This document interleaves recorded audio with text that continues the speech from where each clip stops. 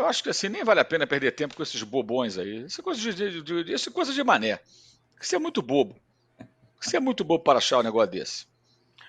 A questão é a seguinte, que as pessoas têm que entender o seguinte, o torcedor, se ele é fanzoca de um jogador, ele pode ficar repetindo a vida inteira, não, agora vai dar certo, eu confio, eu amo esse jogador e tal, é um direito dele. O jornalista é diferente, independentemente do time pelo qual torce. Quando eu falo das dívidas do Corinthians, e que o Corinthians está indo para o buraco sem fundo, os corintianos ficam com raiva de mim, mas vou falar o quê? Eu vou ser mais um a passar pano para o que acontece no clube? Não, não é honesto isso, não acho isso honesto. Não acho a postura honesta. Aqui a gente fala de Flamengo aqui nessa live, ok. Nos outros programas que eu faço, em outros lugares, a gente fala de todos os times. Então, quando a pauta é essa, eu sempre falo sobre isso, claro. Como eu falo das SAFs, eu falo sempre, gente, as SAFs têm uma estrutura frágil, depende de uma pessoa, ou de um pequeno grupo que define tudo. Se amanhã o cara não quiser investir, a estratégia dele mudar, você não vai ter mais esses jogadores. Entenda, você vai ter que conviver com isso, como acontece lá fora, nos clubes que têm donos. Vou falar o quê? Não, a SAF é a maravilha, tudo vai dar certo, aí depois amanhã eu mudo o discurso. Não. Eu acho que é uma questão de honestidade no trabalho. Nada além disso. E no caso específico do Gabriel, até essa coisa de que ele sempre decide é uma falácia. Vamos recapitular? Jogos decisivos, valendo taça ou classificação importante desde o ano passado. Ele foi bem na Supercopa, contra ano passado. Jogou bem, contra o Palmeiras. Né? Perdeu, mas jogou bem. Aí vem, sim, Mundial de Clubes. Gabriel jogou. Flamengo fracassou. Ele não decidiu nada. Recopa, não decidiu nada. Taça Guanabara, não decidiu nada. Certo? Campeonato Carioca, jogou o último jogo, 4-1 Fluminense, não decidiu nada. Pelo contrário. O que perdeu, né? Porque o primeiro Flamengo ganhou. Que ele ficou no banco. Entrou no segundo tempo, foi 2-0. Né? Aí vem Copa Libertadores. Ele deu o passe para o gol da vitória sobre o Olímpia aqui no Maracanã, mas lá em Assunção não jogou nada. O Flamengo foi eliminado, tomou 3 gols, ele não decidiu nada. Né? Copa do Brasil, titular no Maracanã, o Flamengo perdeu com o gol do Caleri para o São Paulo, ele não decidiu nada. E quando entrou em São Paulo no segundo tempo, tropeçou na bola, na primeira bola que apareceu. Esse ano, né? Copa Libertadores, ele em campo, teve a bola do empate no chute do Matheus Gonçalves, é só desviar para o gol, não conseguiu, não decidiu. E ontem ele foi decisivo. E não decidiu nada ainda, porque esse é o primeiro jogo. Se o Atlético virar, isso vai virar farinha, virar areia, não vale nada. É uma vitória com prazo de validade para você curtir. Então, todas as críticas foram absolutamente pertinentes. Nem estou falando dos episódios extracampo. Vai fazer o quê? Vai passar a mão? Como é que vocês querem profissionalismo e, ao mesmo tempo, querem paternalismo? Não combina. Não combina. E aí tem um babaca ainda que escreveu na rede social, por acaso eu li, porque um amigo meu compartilhou. Aí ele bota assim, como se eu estivesse concordando com a diretoria. Eu não concordo, não. Eu critico a diretoria desde que eu apurei e eu dei a notícia há 13 meses que o Flamengo ofereceu renovação de contrato ao Gabriel, com aumento. E eu critico, porque eu não faria isso, jamais. Aumento, no máximo, eu proporei a ele uma prorrogação por um ano, com a correção monetária, né, a inflação, para ele, pela história dele, para ele dar a chance nesse ano de mostrar que ele é capaz. E outra coisa que se fala, que é absurda, ele não tinha tempo para jogar. Como é que ele ia jogar? Com Pedro, Cebolinha, Luiz Araújo. No lugar de quem que ele ia entrar? Na carteirada, como diz o André? Não tem condição, gente. Não tinha condição. Nem o Tite, nem nenhum técnico iria colocar. E o Felipe Luiz ontem confirmou isso quando ele fala, é o 9 que nós temos. Ele falou isso, não sou eu que estou dizendo. Significa o quê? Se tem o Pedro, não joga o Gabriel, gente. Simples assim. Se o Flamengo contratasse um atacante aí quando o Pedro se machucou, provavelmente ele não jogaria também. Especialmente se esse cara entrasse e fizesse gols. Então, todas as críticas foram absolutamente pertinentes e todos os elogios que ele recebe pela atuação de ontem também. E é assim que funciona. Jogou bem, é elogiado. Jogou mal, é criticado.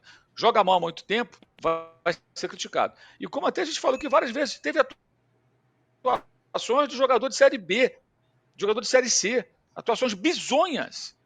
Vai fazer o quê? Elogiar o cara porque ele antes, jogou bem? Não existe isso. E outra coisa, o que ele fez ontem nada mais é do que a obrigação dele. Ele é muito bem pago para fazer bons jogos pelo clube que lhe paga um ótimo salário, dos melhores do Brasil. E ontem ele correspondeu. Na verdade, ele tem uma dívida com o torcedor do Flamengo, de boas atuações que ele não conseguiu fazer ao longo de todo esse tempo. Ontem conseguiu. Que bom. Agora, achar que alguém que é rubro-negro, que eu falo, o jornalista, a preocupação é informar da maneira correta e analisar da maneira mais honesta possível. Isso é a nossa obrigação. Isso tem que pautar o nosso trabalho. Agora, como rubro-negro, eu quero mais que ele meta 4 domingo, pô. É óbvio. Ora, bolas. Você acha o quê? Que eu vou ficar triste se o Gabriel fizer 4 gols no domingo? Pode fazer 4, fazer 5, Tem eu achar gente que ótimo. acha. Agora, a Tem renovação de gente que acha. contrato não cabe a essa gestão, a essa. O cara tem o direito de ser imbecil. Todo mundo tem direito de ser imbecil. Se o cara quer ser imbecil, seja imbecil. Achar que a minha relação com o Flamengo começou com o Gabriel, a minha relação com o Flamengo começou quando eu nasci, cara. Porra. E meu pai me meteu uma camisa do Flamengo. E vai ser assim até o meu último dia de vida. Não existe isso. Eu acho que eu vou pautar a minha relação com o meu clube, o clube do meu coração, em função de um jogador. Isso não existe, isso é coisa de imbecil. O cara tem que ser idiota ao extremo para achar uma bobagem dessa. E um cara desse, se ele segue o meu trabalho, ele é mais idiota ainda, porque não deveria seguir. Tem que seguir os bobos aí que mudam de opinião a cada 5 minutos e que falam para ter engajamento. O engajamento dele, que é trouxa, e vai dar engajamento. Então, siga, que seja feliz. Me esquece. Não precisa me seguir. Não precisa me dar audiência. Não estou preocupado com esse tipo de gente. Ô, Mauro, antes de eu passar para o André, só porque você estava tocando, acabou que eu fiz um comentário e acabei tirando do assunto. Tudo bem, eu concordo contigo. Eu acho que renovação de Gabriel tem que entrar em pauta depois da eleição com o presidente que for ganhar.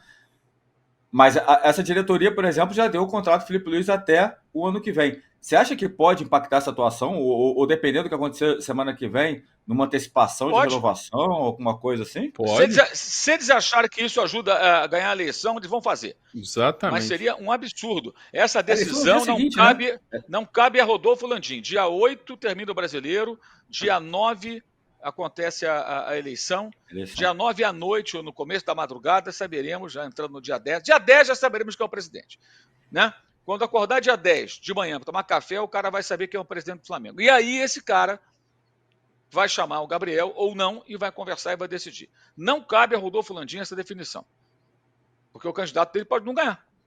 Porque ele falou que a caneta dele funciona até no dia 31 de dezembro. Isso que eu perguntei, mas tá errado. Isso é uma ameaça. Isso é uma ameaça. Isso eu considero. Por quê? Vamos imaginar que ele faça esse acordo, um longo contrato com o jogador, e esse jogo de ontem tenha sido um ponto fora da curva e nunca mais aconteça. E ele tenha mais 2 anos horrorosos, como foram os 2 anos antes desse jogo.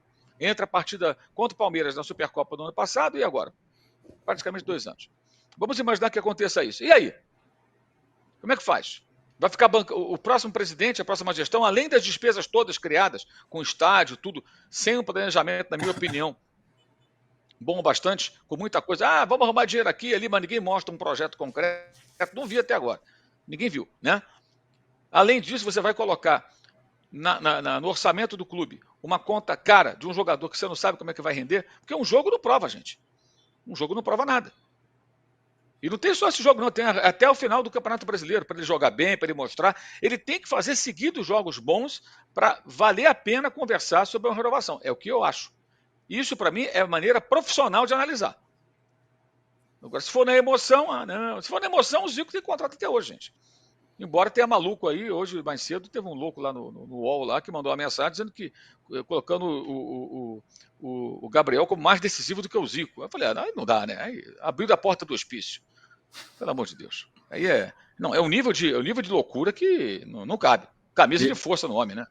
Ô, Mauro, você acha que a questão da discussão com o Felipe Luiz é uma coisa de jogo natural ou você acha que é para ser chamada a atenção também? É natural, mas conta positivamente, na minha visão, para o Felipe Luiz. Porque eu continuo achando a escalação do Gabriel ter muito de brodagem. Porque o Gabriel não se justificava como titular. Ele seguia jogando muito mal. E por que o Felipe está insistindo? Não só porque é o 9, o único dele. Porque ele sabe muito bem que ele pode encontrar outras soluções ali. O cara é amigo, gosta dele, vai dar certo, vamos lá, acredito, treina, orienta, conversa. Né? E fez a aposta, deu certo ontem. Então, parabéns ao Felipe Luiz. Mas naquela hora ali, inclusive pelo que eu entendi, que todo mundo acho que entendeu, ele grita tipo, tá se escondendo, não sei o quê, e tal, e me respeita. Eu achei positivo, é isso. Amigos, né, para trabalho à parte. E tem que ser assim. E ele prometeu isso. E falou isso ontem na coletiva.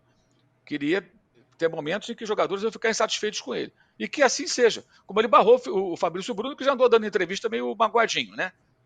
Já deu entrevista depois do jogo, assim, tem que entender o que o técnico quer. O técnico quer ele, quer outros que são melhores que ele, pô, só isso. Mas nada.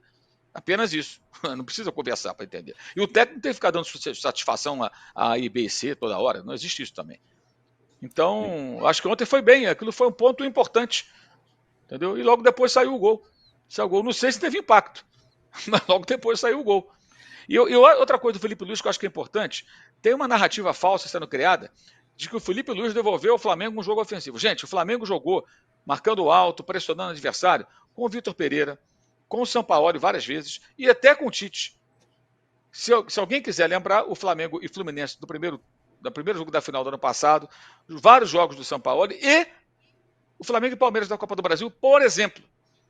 Não que sempre jogasse assim, até porque nem com o Felipe Luiz vai jogar sempre assim. Os jogos apresentam diferentes situações. Foi assim contra o Inter? Não foi, já foi diferente. Especialmente segunda etapa. Então acho que é ruim para o Felipe Luiz quando começam a atribuir a ele quase que dons de mágico, sabe? E isso é ruim, porque cria uma expectativa exagerada com relação a um treinador muito jovem ainda. Isso não é uma crítica a ele, não, pelo contrário. Alô, tropa da S1 Live. A propaganda é a alma do negócio. Quer ver a sua marca estampada aqui diariamente na S1 Live? É só chamar agora no e-mail contato@s1live.com.